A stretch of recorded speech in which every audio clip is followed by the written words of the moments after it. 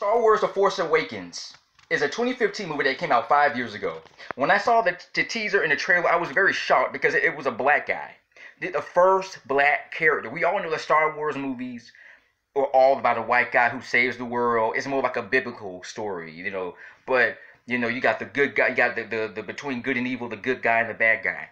But when a lot of people were mad, a lot of white folks was mad because it was the first. This is the first character you had Billy D. Williams was in the Star Wars movies, but he was only like the side. He was only like a token.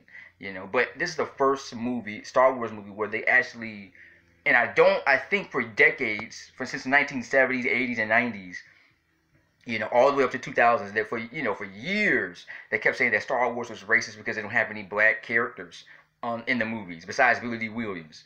But and some other like James Earl Jones played the voice of Darth Vader. Luke, I am your father. The black guy, he's young. He was in his 20s. I think he might be in his 30s now because that was 5 years ago. So I would, oh, no. I think he was born in 1992. I think he's about 28. He's about 28 years old. He's younger than me.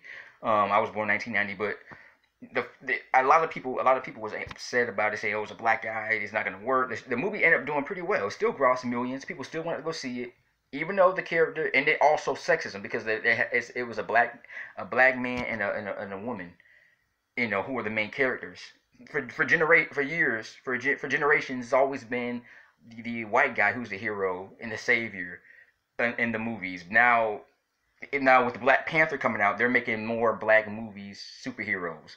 So remember the back in like it's going back. Time is actually repeating itself because in the 1970s there was a lot of black movies coming out, African American movies. 80s, 90s, early 2000s, there was no black, really hardly any black movies. A few here, a few there. Now that history is starting to repeat itself because now in 2020 they're making more movies about black people who are like superheroes. 1970s you had Shaft, who was like a black superhero.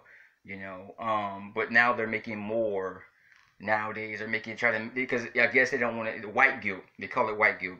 But Star Wars has taken a lot of heat having the white guy as the main character, as the saint, the savior, the heroic guy, who saves the world. Now this is something new that came out 5 years ago with having the first black guy become a superhero, who saves the world and all that stuff. But it's pretty good. Mr. J here, peace.